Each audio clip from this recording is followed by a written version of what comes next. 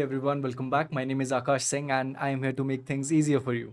तो artificial intelligence का sample paper release हो चुका है. Now this marks as a big step in your preparation, क्योंकि कुछ ही महीने बाकी हैं आपके बोर्ड एग्जाम्स के लिए. एंड इस सैम्पल पेपर को सॉल्व करके आपको थोड़ा आइडिया आएगा कि बोर्ड में कैसे क्वेश्चंस पूछे जाते हैं. एंड नॉट ओनली दैट, इसका जो स्ट्रक्चर है सैम्पल पेपर का, जो क्वेश्चंस पूछे जाते हैं, it will exactly tell you what kind of questions that you need to prepare for. So let's look at the sample paper, but before that I want to help you even more. So I will tell you where you can find the lectures. अगर आप already channel को subscribe नहीं कर चुके हो, please do that. And आपको वहाँ पर जाके artificial intelligence lectures मिलेंगे. Now this is a complete playlist right from your chapter 1 to your last chapter. सारी videos के lectures available हैं. And apart from that you also have previous year questions. Plus you also have some practice material. अगर आपको practice start करनी है, अगर आपको पता नहीं है कहाँ से आप स्टार्ट करो, so this would be the right place. Right from the syllabus till the end आपको सारी चीज़ें अवेलेबल हैं. And apart from that you will also find link to the notes. So quickly you can subscribe to the channel अगर आपको ये lectures समझ में आ रहे हैं. I will be posting more session soon. So let's look at the first question. Basically आपका जो एग्जाम पेपर है दो पार्ट्स में डिवाइडेड होता है. सेक्शन ए जहाँ पर आपको ऑब्जेक्टिव टाइप क्वेश्चन सॉल्व करने पड़ते हैं, एंड सेक्शन बी जहाँ पर सब्जेक्टिव टाइप ऑफ क्वेश्चन है. So let's start with the first question and you have to answer any 4 out of the given 6. So basically you will have options कि आप सारे question नहीं, 6 में से सिर्फ 4 अटेम्प्ट करोगे. तो the first question says MD Gulati started with a small shop, okay, with focus, dedication and clear ideas. जब भी आप क्वेश्चन देखो, ट्राई करो कि जो इंपॉर्टेंट टॉपिक्स आपको लग रहे हैं, जो इंपॉर्टेंट वर्ड्स लग रहे हैं, उनको अंडरलाइन करो ताकि आप आइडेंटिफाई कर पाओ कौन से यूनिट का ये क्वेश्चन है. So moving on, which self management skill is clearly visible in the given statement. So focus, dedication and clear ideas में से बेस्ट ऑप्शन जो आता है वो आपका है self management skills. Because MD Gulati is dealing with his own focus, own dedication and clear ideas. He is not taking help for anyone else. And इसमें discipline के बारे में भी बात नहीं की गई है, तो self management skills is the best option. When you bring the mouse over a file in File Explorer, it will show you the details of that file. So generally क्या होता है विंडोज़ में, जैसे ही आप माउस पॉइंटर किसी भी icon के ऊपर लेके जाओगे तो यहाँ पर आपको थोड़ी इन्फॉर्मेशन या फिर डिटेल्स दिखने लगेंगी. So this is actually known as hover. So assertion and reason type के क्वेश्चंस, दो स्टेटमेंट्स होने वाली हैं. So assertion and reason type of questions, a doctor works for a renowned hospital. The statement given above is an example of wage employment. So दो type of employments होती हैं. एक होती है वेज जहाँ पर आपको सैलरी मिलती है, और एक है सेल्फ जहाँ पर आप बिजनेस के थ्रू पैसे लेकर आते हो. So as a doctor, doctor को भी हॉस्पिटल से सैलरी मिल रही है, so it is a wage employment. So both A and R correct, and R is the correct explanation of A. Dash the work is all about identifying and noting how we spent our time and analyzing how to spend our time effectively. तो basically we are trying to identify and note down कि मैंने आज क्या काम किया, मैंने कहाँ पर अपना टाइम स्पेंड किया. अगर आप ज़्यादा टाइम रिविजन में स्पेंड कर रहे हो, या फिर आप प्रैक्टिस में स्पेंड कर रहे हो, या फिर ट्यूशन्स में स्पेंड कर रहे हो, अगर आप वो सारा राइट डाउन करोगे and you will try to analyse it, तो उसको हम लोग कहेंगे time tracking. Remia traveled to Sweden from India to pursue her higher education, but she doesn't know how to speak Swedish. Because of this, she was unable to find a part-time job. This is an example of, so basically एक barrier create हो गया because of language. Language नहीं आती है तो linguistic barrier. Option D is the correct one. Efforts are made to increase the solar power generation so that our electricity needs are met, and at the same time we do not pollute the environment or use up natural resources. Which sustainable development goal can you relate this statement to? So अगर आपको ये question पता है, then affordable and clean energy is the right answer. But अगर आप elimination के वे में जाओगे, अगर आप ऑप्शंस एलिमिनेट करोगे कि ये तो हो ही नहीं सकता है, so life on land is impossible, clean water and sanitation is not the correct answer, क्योंकि हम लोग सोलर पावर की बात कर रहे हैं. Reduced inequalities, again it is not related to power. So assertion A, one can be a good singer while the other can be a great athlete. Okay. Reason is humans possess different type of intelligences but at different levels. That is exactly true. So जब आप first chapter पढ़ते हो AI का, introduction to AI, वहाँ पर different type of intelligences के बारे में बात की गई है. सो इट ऑल्सो मीन्स कि there are many type of different intelligences and of different levels. One can be a good singer, one can be a good athlete, one can be a good mathematician, one can be a good scientist, one can be a good sports person. So both A and R are correct, and R is the correct explanation of it.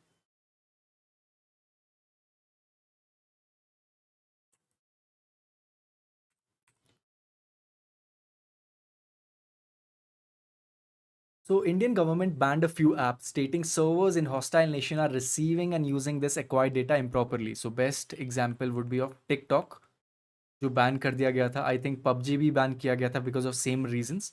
So what is this reason? This is data privacy. आप किसी और को अपना data अगर provide करोगे या फिर कोई और आपका डेटा बिना आपकी मर्जी के यूज़ कर रहा हो, उसको डेटा प्राइवेसी प्रॉब्लम कहा जाएगा. तो बी ऑप्शन इज करेक्ट. तो statement one is there are 4 layers in a neural network. हम लोग न्यूरल नेटवर्क की बात करेंगे तो there are always 3 layers. First is the input layer, then there is a hidden layer, and finally we have output layer. The first layer of the neural network is known as output layer. So this is wrong and this is also wrong. So both statements are incorrect.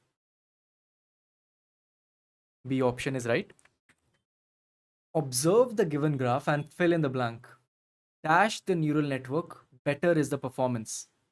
So generally जब हम लोग neural networks की बात कर रहे हैं, it is basically talking about AI. And if you have seen the lectures, अगर आप स्कूल में भी पढ़ रहे हो तो आपको एक चीज़ तो ध्यान में आनी चाहिए कि आप जितना ज़्यादा डेटा प्रोवाइड करते हो एआई को, it becomes smarter, it becomes more intelligent. So for that अगर आप देखोगे data size and model performance कौन से एम एल मॉडल की सबसे ज़्यादा लग रही है आपको? सो जो ये वाला मॉडल है, इसकी for example let's say X, this is Y, this is G, and this is A. So सबसे ज़्यादा परफॉर्मेंस है ए की, एंड ए का जो डेटा साइज है वो भी काफ़ी बड़ा है. So large neural, the bigger the neural network, better is the performance. Dash is a simple file format that stores data separated by commas. So it is a common data type, also known as comma separated values, also called CSV.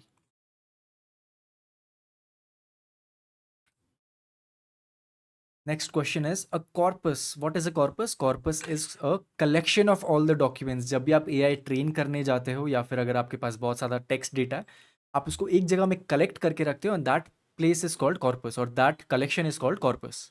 So corpus contains 4 documents in which the word diet was appearing once in document 1. So we have 4 documents: document 1, document 2.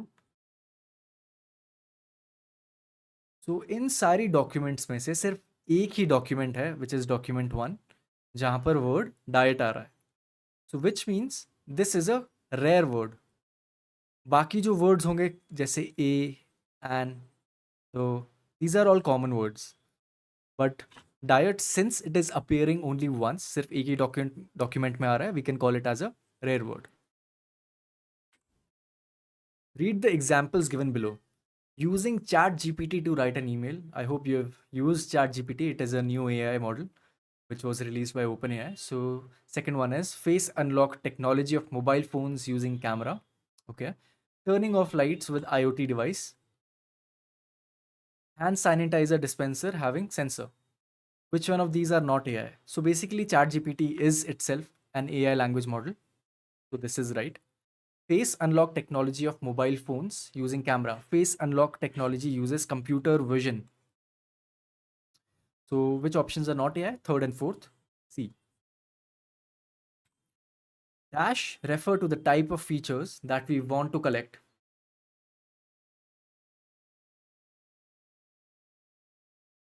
So basically it is talking about data data में features होते हैं थोड़े, question थोड़ा सा unclear है, but you can also call the answer as data features, not very explanatory.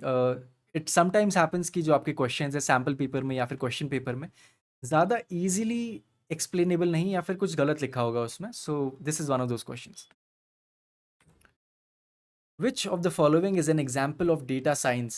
Data science का example क्या है? So let's try to answer each one of them. Text summarisation, जहाँ पर आप नेचुरल लैंग्वेज प्रोसेसिंग यूज़ कर रहे हो। Targeted advertisements में आप डेटा साइंस यूज़ करते हो। Face unlock as computer vision, email filters is also NLP.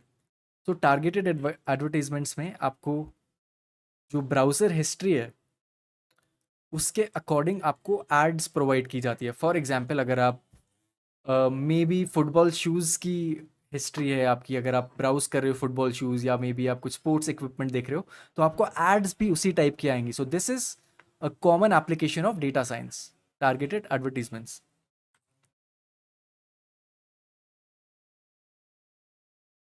Dash is the process of finding instances of real world objects in images or videos. So images या फिर videos होती हैं, आपको उसमें objects ढूंढने होते हैं, आपको नहीं, एक्चुअली एआई ढूंढता है वो सारे objects. So it is also known as object detection. All the others are also part of object detection, but the most appropriate one is B option. Identify the given chatbot type. It learns from its environment and experience. It also builds on its capabilities based on the knowledge. Collaborate with humans, working alongside them and learning from their behavior. Learns from its environment and experience. So basically, there are two types of chatbots. One is a simple chatbot, and one is an advanced chatbot. Advanced chatbot is also known as a smart bot.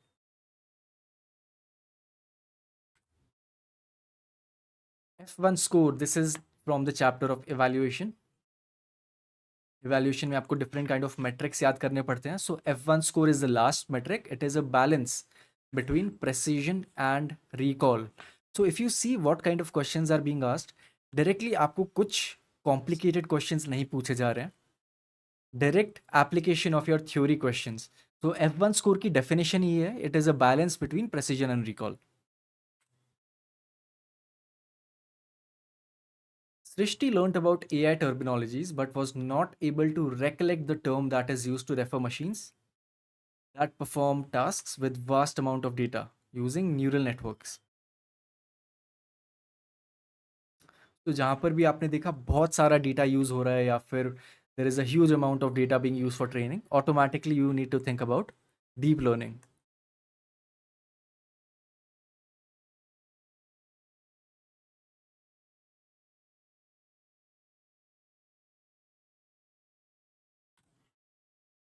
Statement 1 is the output given by the AI model is known as reality. Again, it is from the chapter called evaluation. So output given by the model is not called reality, it is actually called prediction. The real scenario is known as prediction. So ये jumble कर दिया इन लोगों ने, opposite है. So both statements are incorrect. Next question. Rajat has made a model which predicts the performance of Indian cricket players. All right, some nice model he has made. So predicts the performance of Indian cricket players in upcoming matches. So how does he do it? He collects the data of players' performance with respect to stadium, bowlers, and all these things. His model works with good accuracy and precision value. Which of the statement given below is incorrect? So basically बोला जा रहा है रजत ने एक model create किया and कुछ चीज़ें दी गई हैं उसके मॉडल के बारे में, but let's see the options. कौन सी स्टेटमेंट इनकरेक्ट है? Data gathered with respect to stadium, bowlers, opponent team, and health is known as testing data. It is not called testing data, it has to be called training data, जिस पे आपका जो AI model है वो train होता है. Data given to an AI model to check accuracy and precision is testing data. So this can be a right option. Training data is test and testing data are acquired during the data acquisition stage. This is right. Training data is always larger than compared to, yes, this is also right. So question में क्या था? Which of the below is incorrect? So option A is the incorrect one. How many channels does a color image have? When we talk about color images, आपको याद रखना है कि there are three channels. Which channels are those? हर एक image तीन parts में divided होती है या फिर तीन लेयर्स में डिवाइड होती है. So the first layer is red, second layer is green, and the third layer is blue. That's why you can also say RGB images.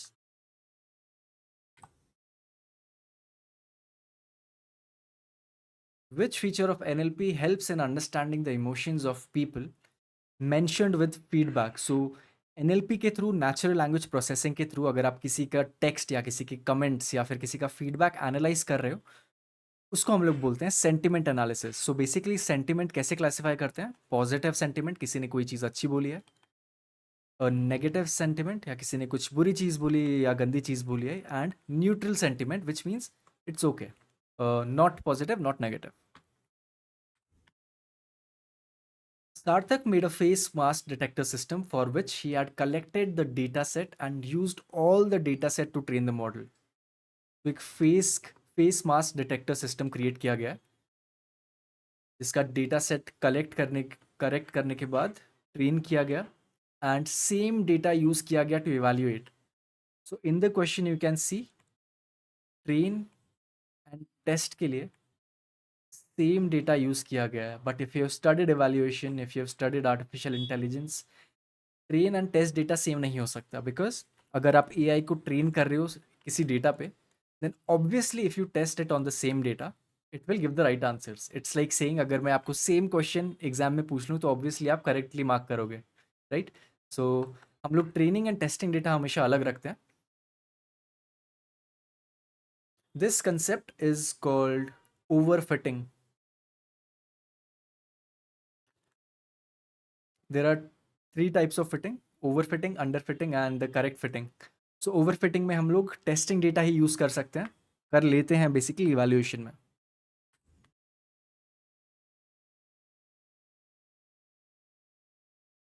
So Aditi, a student of class 12th, developed a chatbot. Chatbot का काम था कि solve the doubts of economic students.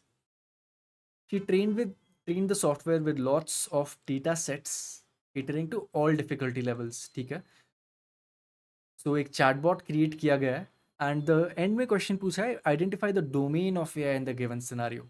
So these type of questions look big, थोड़े complicated लगेंगे, इसमें बहुत ज़्यादा details होंगी. बट जो लास्ट पार्ट है इसमें बहुत ही सिंपल क्वेश्चन पूछा गया, what is the domain of AI in the given scenario? So the domain is natural language processing. Which evaluation parameter takes into consideration all correct predictions? तो आपके मन में अभी एक्यूरेसी, प्रेसिजन, रिकॉल वगैरह सब आ रहा होगा, बट उन सब में करेक्ट प्रेडिक्शंस तो यूज़ होती हैं, किसी में रॉन्ग प्रेडिक्शंस भी यूज़ होती हैं. But the simplest of them is accuracy. Accuracy की डेफिनेशन क्या है? All correct predictions upon total predictions. So that is the definition of accuracy. Dash means a picture element, which is the smallest unit of information that makes up a picture. आपको ये सुनते ही pixel आना चाहिए. Pixel is the smallest unit of any image. What do you mean by syntax of a language? Syntax का actual meaning होता है rules. So इनमें से closest one कौन सा है? Meaning नहीं है syntax. Grammatical structure is the right one. Semantics का मतलब भी meaning है. Synonym का मतलब भी meaning होता है. So these two are not there. The correct answer is grammatical structure.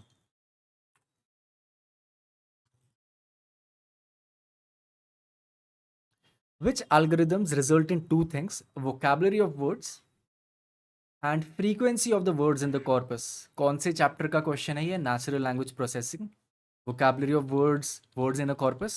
So bag of words technique में हम लोग ये दोनों चीज़ें यूज़ करते हैं. पहले एक बैग ऑफ वर्ड्स क्रिएट करते हैं, सारे वर्ड्स को एक साथ रखते हैं, then we create a vocabulary and then we mark कि कौन से वर्ड की फ्रीक्वेंसी कितनी है. That technique is called bag of words. Which of the following scenario results in a high false positive cost? कैसे सॉल्व करोगे ये question? High false positive cost, which means अगर फॉल्स पॉजिटिव आया, it will be very critical. तो आप example ले सकते हो of a disease, for example viral outbreak. अगर आपने किसी को फॉल्स पॉजिटिव मार्क कर दिया, अगर फॉर एग्जाम्पल कोविड है, एंड आपने किसी पर्सन को जिसको कोविड नहीं है उसको पॉजिटिवली मार्क कर दिया, तो ज़्यादा कुछ फ़र्क नहीं पड़ेगा, आप उसको क्वारंटाइन कर दोगे, रखोगे, बट इसकी वजह से जो आउटब्रेक है वो फैलेगा नहीं। Forest fire, again same thing. अगर फॉरेस्ट फायर का फेक अलार्म बजे तो आप जाके चेक कर सकते हो, बट उससे कुछ नुकसान नहीं होगा। Same with flood. तो ये तीनों में कुछ ज़्यादा फर्क नहीं पड़ रहा है, but spam filter, for example अगर आपका सीबीएसई का रिजल्ट आया है एंड आपके जीमेल ने उसको स्पैम मार्क कर दिया, तो आपका जो इंपॉर्टेंट ईमेल था वो तो मिस हो गया। So this has a really high false positive cost. Moving on to the subjective type questions, list two best practices of effective communication. So simple चीज़ें हैं। ऑलवेज कीप योर कम्युनिकेशन और language very simple. जितना simple रखोगे उतना ही easy होगा समझने के लिए, कि जितना कॉम्प्लिकेटेड करोगे सामने वाले को उतना ही डिफिकल्टी होगी। Maybe you can use visuals, जैसे डायग्राम्स या फिर flow charts. And communicating in person, so multiple things. आपका जो चैप्टर है पार्ट ए एम्प्लॉयबिलिटी स्किल्स में, कम्युनिकेशन स्किल्स, उसमें आपको multiple type of best practices मिल जाएंगी, but these are the most common once.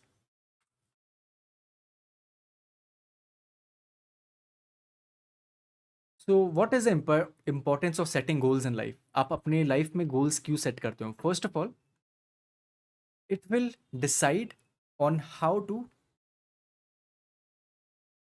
Manage और work towards success.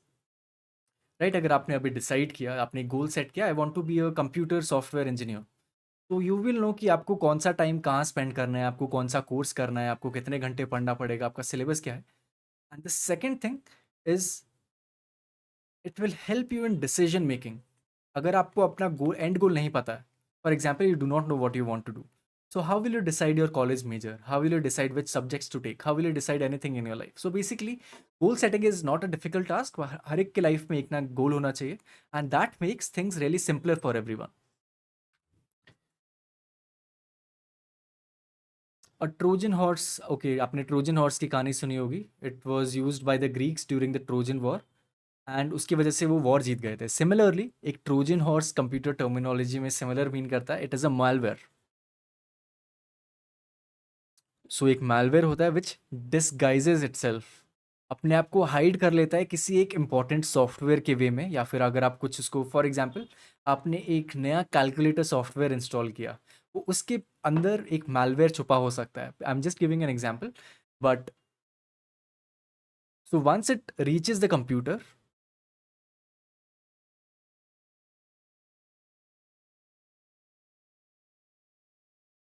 it starts to destroy the data, or maybe it can start to relay the data or send data to a hacker. So basically, a Trojan horse is a bad thing, it is a malware.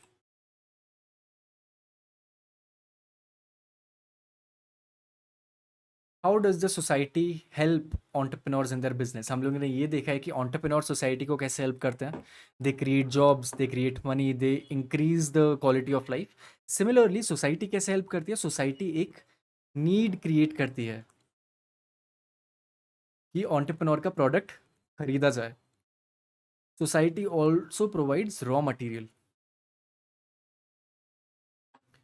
It also buys and sells. अगर society नहीं होगी तो खरीदेगा कौन? So these are the important points जो आपको लिखने पड़ेंगे। Mention any two human activities that lead to environmental degradation. Generally pollution के बारे में बात हो रही है, डिफॉरेस्टेशन के बारे में बात हो रही है, तो आप उनमें से कोई भी एग्जाम्पल्स दे सकते हो। Not too difficult, easy questions हैं। All of us use smartphones. When we install a new app, it asks us for several permissions to access your phone's data in different ways. Why do apps collect such data?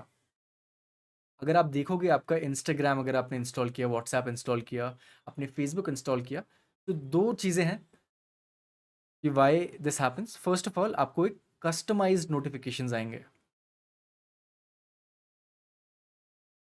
What does customised notification means?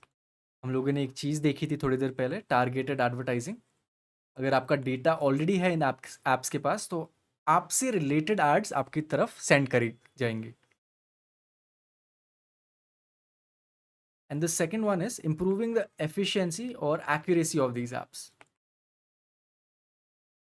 अगर आपकी app में कोई भी bug आ गया तो suddenly एक report जाती है ऐप के क्रिएटर तक कि ये बग था and this is how to resolve it.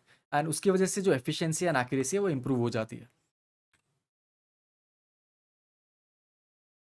Sirisha and Divisha want to make a model which will organize the unlabeled input data into groups based on features. Which learning model should they use and why? तो सबसे पहले अगर आपको question पूछा जाए which type of learning model, I know आपको confusion होती है, बट आपने जब भी देखा कि अनलेबल्ड डेटा है, unlabelled data automatically means unsupervised learning. And unsupervised learning में कौन से टाइप ऑफ लर्निंग्स आती हैं, कौन से टाइप ऑफ एल्गोरिदम्स आते हैं? First one is clustering. So clustering use करके आप अनलेबल इनपुट डेटा को कैटेगराइज कर सकते हो। Ajay wants to access data from various sources. Suggest him any 2 points that he needs to keep in mind while accessing data from any source. So जब भी आप data collect करोगे या फिर कोई भी डेटा कलेक्ट कर रहा है, you have to only use public data. Private data आप यूज़ नहीं कर सकते हो, उससे डेटा प्राइवेसी, आप डेटा प्राइवेसी लॉस को हिंडर कर रहे हो।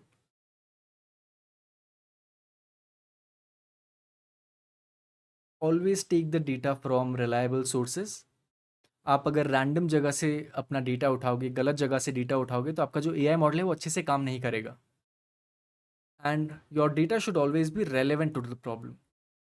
अगर आप कंप्यूटर विजन का प्रॉब्लम सॉल्व कर रहे हो तो आप ऑडियो फाइल्स कलेक्ट नहीं करोगे। सो दीज थ्री ऑप्शंस आप लिख सकते हो।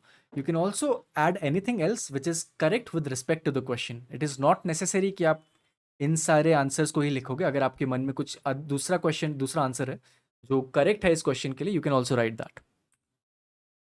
So let's quickly see the next question. Explain the term resolution with an example. So resolution computer vision chapter का question है.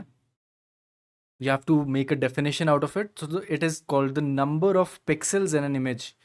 एक image है and it has some dimensions. Let's say it has 1280 pixels on horizontal axis and 1024 on vertical axis.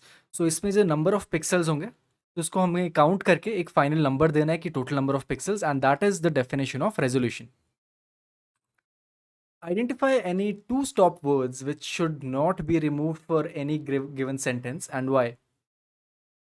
So this is the sentence, आपके सामने ये sentence है and इसमें से कुछ स्टॉप वर्ड्स होंगे। हमें पता है स्टॉप वर्ड्स क्या होते हैं। स्टॉप वर्ड्स होते हैं स्पेशल कैरेक्टर्स, अनयूजफुल वर्ड्स जैसे आई, N, the, A.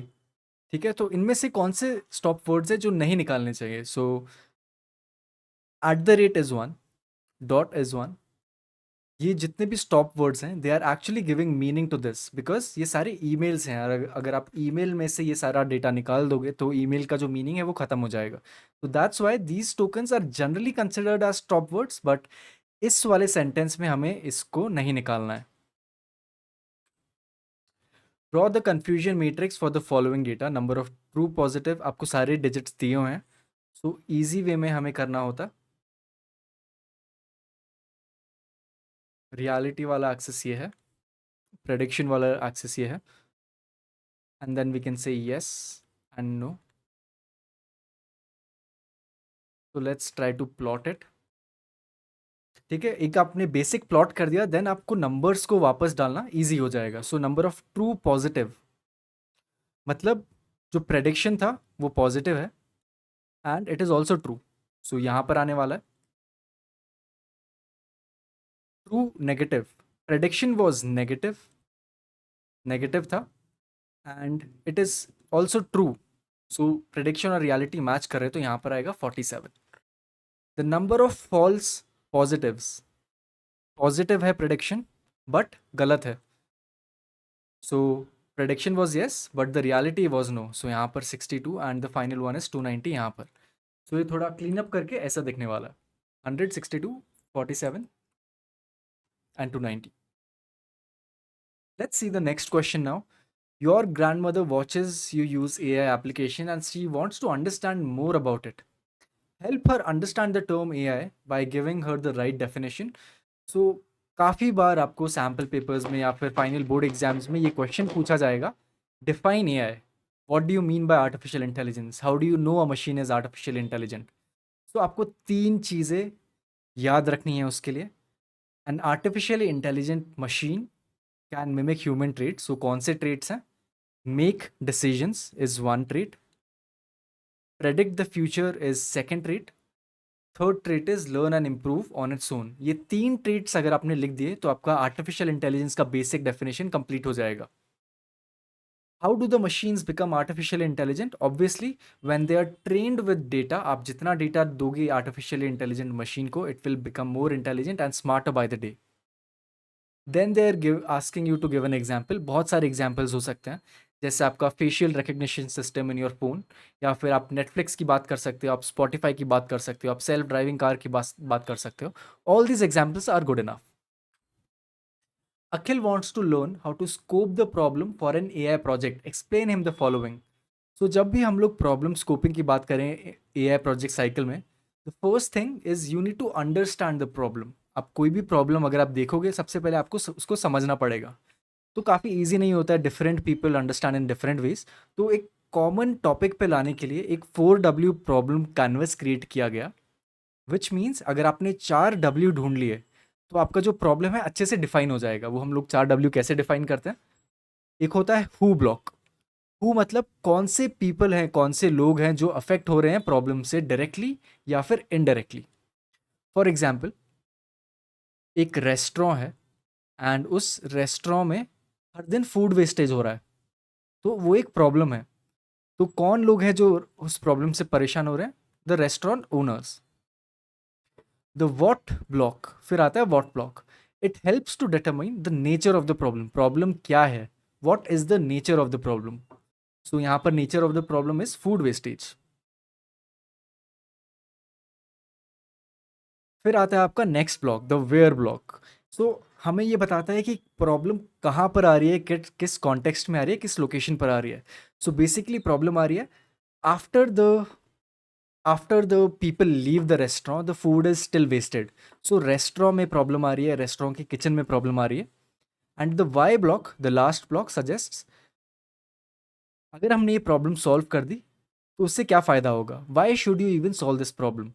So that food does not get wasted. So basically ये ऐसा दिखता है, who, what, where and Y.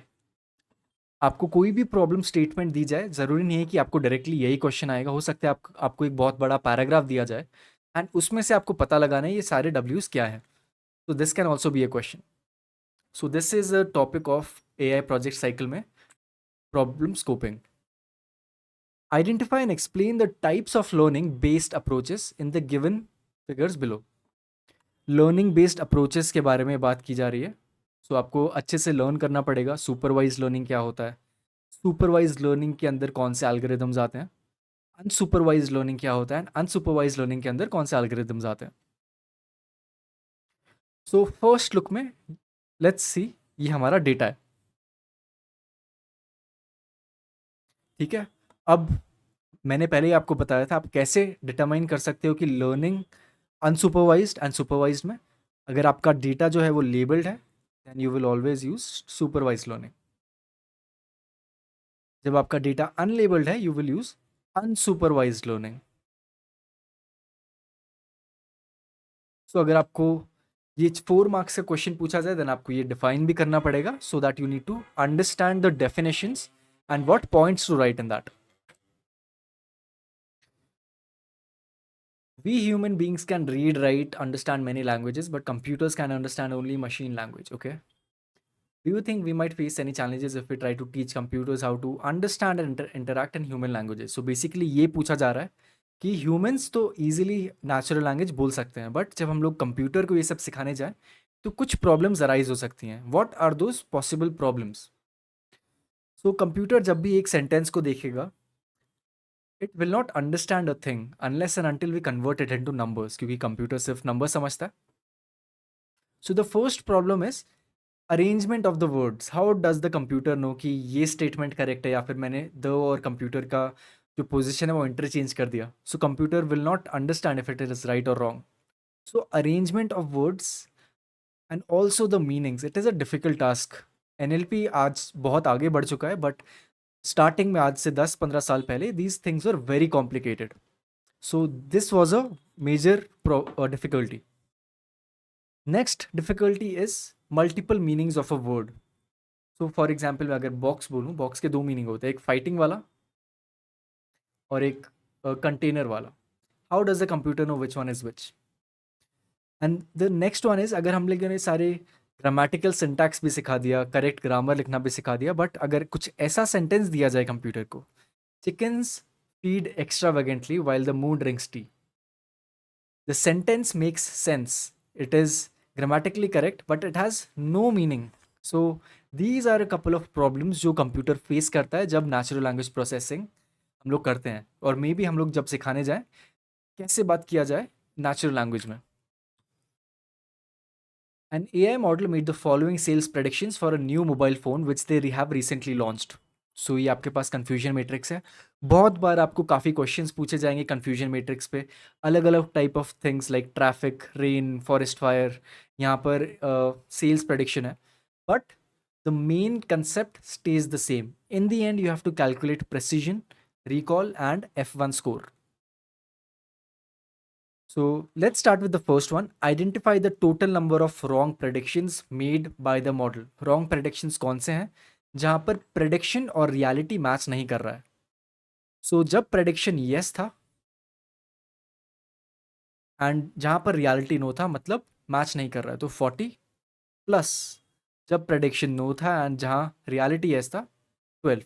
So 40 plus 12 is 52. 52 is the number of wrong predictions made by the model. So precision, recall and F1 score का formula आपको आना चाहिए. Already lectures में cover किया गया है वो, but there is also a shortcut. तो शॉर्टकट क्या है?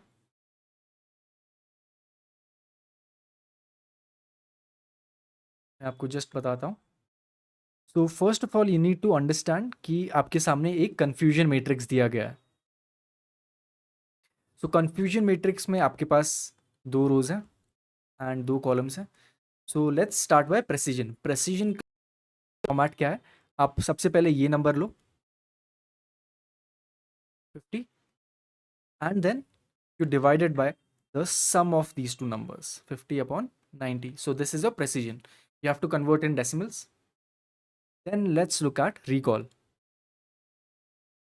Recall में भी हम लोग सेम नंबर लेंगे 50, बट इस बार हम लोग ये कॉलम लेंगे, इसका सम 50 प्लस 12, दैट इज 50 अपॉन 62.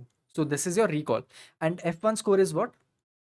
हमारा F1 स्कोर होता है 2 into precision into recall upon precision plus recall. Once you have the values of precision, once you have the value of recall, then you can automatically calculate the value of F1 score. Again मैंने आपको सिर्फ समझाने के लिए यहाँ पर fractions use किए हैं, बट आपको फाइनल एग्जाम में डेसिमल्स में कैलकुलेट करना पड़ेगा. ऑलराइट, सो विद दिस हम लोगों ने सैम्पल पेपर कंप्लीट कर लिया है. हम लोगों ने देखा कि कैसे क्वेश्चन सॉल्व किए जा सकते हैं, एंड जनरली यही टाइप ऑफ क्वेश्चंस आपको पूछे जाएंगे आपके बोर्ड एग्जाम्स में भी. So if you have any kind of difficulties, let me know in the comments. अगर आपको प्रिपेयर करना है अपना आर्टिफिशियल इंटेलिजेंस का syllabus, the playlist is already present on the channel. Please do not forget to subscribe if you find these videos useful. I will be seeing you in the next one. Till then, stay awesome. Bye bye.